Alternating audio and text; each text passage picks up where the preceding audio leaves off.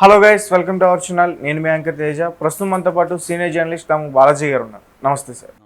So liquor scam కేసులో arrest అయిన కేజ్రీవాల్ ప్రస్తుతం అతనికి ఆరోగ్య పరిస్థితి బాగాలేదు, బ్రెయిన్ స్ట్రోక్ వచ్చింది, కోమాలోకి వెళ్ళారంటూ కూడా వార్తలు వస్తున్నాయి. ఇప్పుడు అతని పరిస్థితి ఎలా ఉంది, అతను ఎక్కడున్నారు? కేజ్రీవాల్ కోమాలోకి వెళ్ళిపోయాడు, ఆయనకి బ్రెయిన్ స్ట్రోక్ వచ్చింది అన్న ఒక వార్త విపరీతంగా వైరల్ అవుతుంది నిన్నటి నుంచి, ఈవినింగ్ నుంచి. ఎందుకు ఈ వార్త వైరల్ అవుతుంది? నిజంగా కోమాలోకి వెళ్ళాడా? నిజంగా ఆయనకి బ్రెయిన్ స్ట్రోక్ వచ్చిందా? ఇప్పటివరకు అయితే కోమాలోకి వెళ్ళలేదు, బ్రెయిన్ స్ట్రోక్ రాలేదు. కానీ వెళ్ళే కండిషన్ ఉంది అని ఢిల్లీలో ఆమ్ ఆద్మీ పార్టీకి సంబంధించిన మినిస్టర్ అతిషి, ఆమె స్పోక్స్ పర్సన్, ఆమె నిన్న చాలా సివియర్ ఆరోపణలు చేసింది. అట్లాగే సంజయ్ సింగ్, ఇదే లిక్కర్ కేసులో సంజయ్ సింగ్ కూడా అరెస్ట్ అయ్యి జైల్లో ఉండి 6 నెలల తర్వాత బయటకు వచ్చాడు. ఆ మధ్య ఆయన కూడా ఆరోపిస్తున్నాడు కేజ్రీవాల్కి బ్రెయిన్ స్ట్రోక్ వచ్చే అవకాశం ఉంది, ఆయన కోమాలకు కూడా వెళ్ళిపోతాడు అని వీళ్ళిద్దరూ నిన్న చాలా సివియర్ ఆరోపణలు చేశారు. జైలు అధికారుల మీద వీళ్ళు చాలా సివియర్గా ఆరోపణలు చేశారు. అదేంటంటే ఈయన దాదాపు 8.5 కేజీ తగ్గాడు జైలుకి వెళ్ళినాక. ఆయన మామూలుగా అయితే మార్చి 21న అరెస్ట్ అయ్యాడు. ఆ తర్వాత ఈడీ కస్టడీలో కొద్ది కాలం ఉన్నాడు. ఏప్రిల్ 1న జైలుకి వెళ్ళాడు ఆయన. మధ్యలో ఆయనకు ఒక 21 డేస్ ఇంటీరియం బెయిల్ కూడా దొరికింది. మళ్ళీ జూన్ 2న జైలుకి వెళ్ళాడు. సో ఈ ఓవరాల్ జైలు పీరియడ్లో ఆయన విపరీతంగా తగ్గిపోయాడు. 8.5 కేజీలు ఆయన తగ్గిపోయాడు. ఆయనకు ఆల్రెడీ డయాబెటీస్, బీపీ ఉన్నాయి కాబట్టి ఆయన ఈ స్థాయిలో సడన్గా తగ్గిపోవడం వల్ల బ్రెయిన్ స్ట్రోక్ వస్తుంది, ఆయన కోమాలోకి బ్రెయిన్ స్ట్రోక్ సివియర్గా వస్తే కోమాలోకి వెళ్తారు ఖచ్చితంగా అనేది వీళ్ళిద్దరూ ఆరోపిస్తున్నారు. అయితే ఈ ఆరోపణల్ని జైలు అధికారులు ఖండించారు. జైలు అధికారులు ఢిల్లీ హోంశాఖకి ఒక నివేదిక కూడా సబ్మిట్ చేశారు.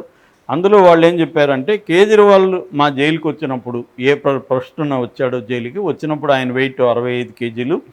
ఆ తర్వాత ఆయన మళ్ళీ 66కి పెరిగాడు, యాక్చువల్గా 1 కేజీ పెరిగాడు. అయితే ఆయన 21 రోజులు బయటికి వెళ్ళి మళ్ళీ లోపలికి వచ్చినప్పుడు జూన్ 2న లోపలికి వచ్చాడు కదా, అప్పుడు వెయిట్ చెక్ చేస్తే 63.5 కేజీలు ఉన్నాడు ఆయన. ఆ తర్వాత జూలై 14లో మేము మళ్ళీ వెయిట్ చెక్ చేసాము. వెయిట్ చెక్ చేస్తే 61.5 ఉన్నాడు. అంటే జూన్ 2 వచ్చినప్పుడు 63.5, జూలై 14కి 61.5, 2 కేజీలు తగ్గాడు.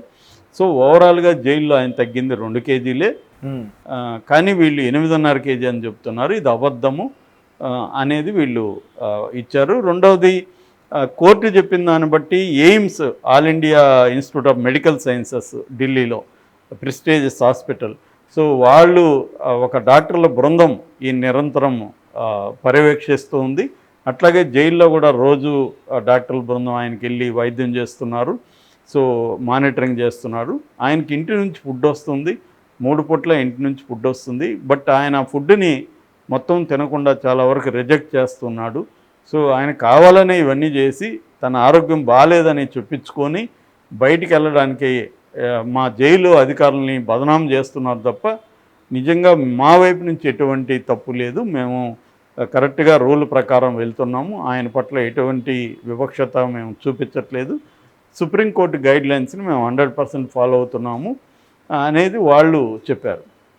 దానికి అతీషి వాళ్ళు ఏం చెప్తున్నారంటే, వీళ్ళు మామూలుగా ఒక ఖైదీ మెడికల్ రిపోర్ట్ అనేది బయటికి రాకూడదు, కానీ వీళ్ళు పదే పదే ఆయన మెడికల్ రిపోర్ట్ని బయటికి తీసుకొస్తున్నారు. సో మోడీ గవర్నమెంట్ ప్లాన్ ఏంటంటే ఈయన్ని జైల్లోనే ఉంచి చంపేయాలి ఇండైరెక్ట్గా అనేది వీళ్ళ ప్లాను.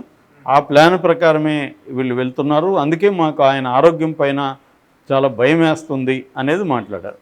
అయితే ఈయనకి ఇంకా ఒక దాంట్లో బెయిల్ వచ్చింది. యాక్చువల్గా ఈడీ కేసులో సుప్రీంకోర్టు బెయిల్ ఇచ్చింది, ఇంటీరియం బెయిల్ ఇచ్చింది ఇప్పుడు లేటెస్ట్గా.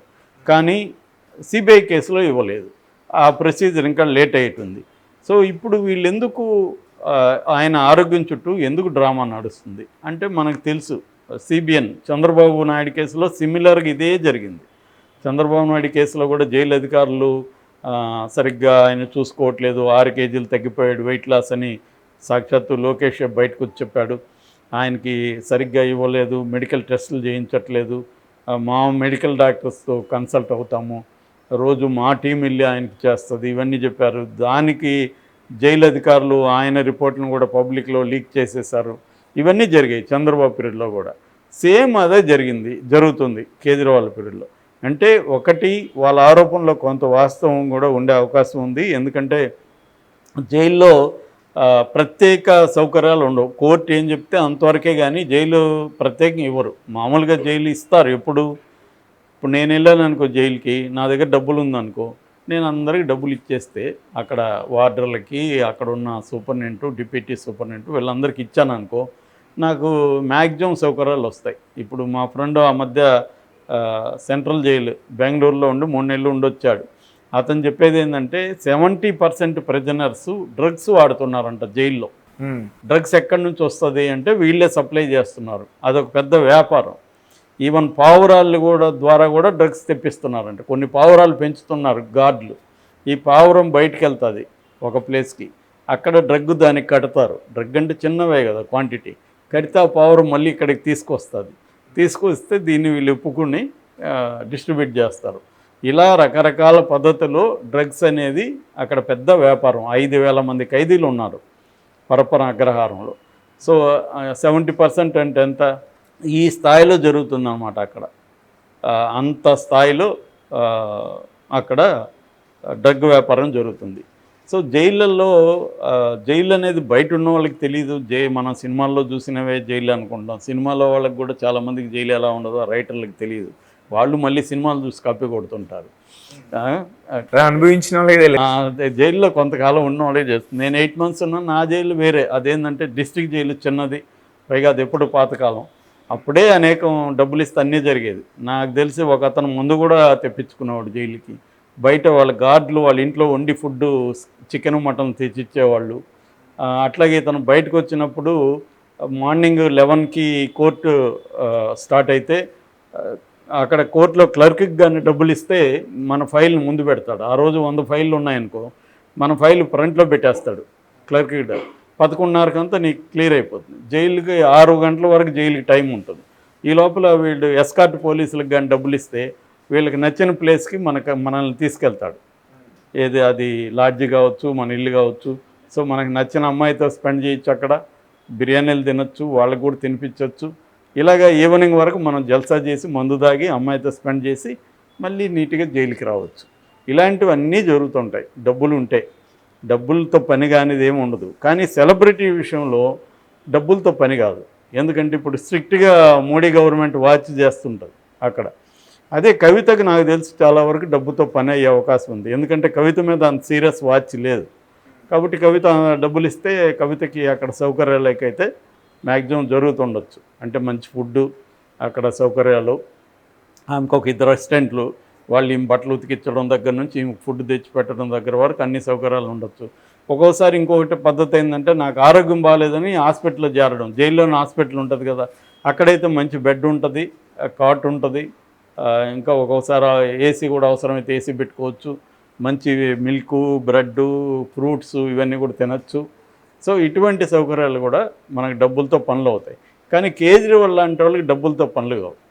ఎందుకు, అతని మీద నిఘా ఉంటుంది కాబట్టి. సో అందువల్ల వాళ్ళు ఎక్కువ కాలం లేకుండా చూసుకోవడానికి ఆరోగ్యాన్ని ఒక ఇష్యూగా చంద్రబాబుకి ఎలా చేశారో కేజ్రీవాల్ కూడా అలాగే వీళ్ళు చేస్తున్నారు.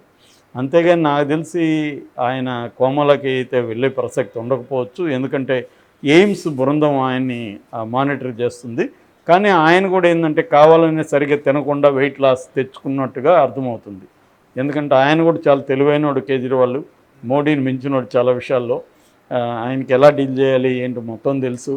కాబట్టి ఆయన కూడా కొంత తినకుండా వెయిట్ లాస్ వచ్చి దీన్నంతా ఒక గోల చేసి దేశవ్యాప్తంగా, ప్రపంచవ్యాప్తంగా ఆల్రెడీ ప్రపంచంలో అనేక సంస్థలు, కొన్ని దేశాలు కూడా ఖండించాయి కేజ్రీవాల్ని అరెస్ట్ని. అదైతే వాస్తవమే. ఎందుకంటే కావాలనే ఎలక్షన్ ముందు కేజ్రీవాల్ని బీజేపీ ప్రభుత్వం లోపలేసింది, దాంట్లో డౌట్ లేదు. అందువల్ల ఎవరి స్ట్రాటజీలు ఇక్కడ వాళ్ళకు ఉన్నాయి. దేన్ని మనం ఇది కరెక్టా కాదంటే చెప్పలేము. ఎందుకంటే కేజ్రీవాల్ని అరెస్ట్. సో అలాగా కేజ్రీవాల్కి క్రేజ్ పెరిగే అవకాశం ఉంది అన్నమాట. Okay sir, thank you so much.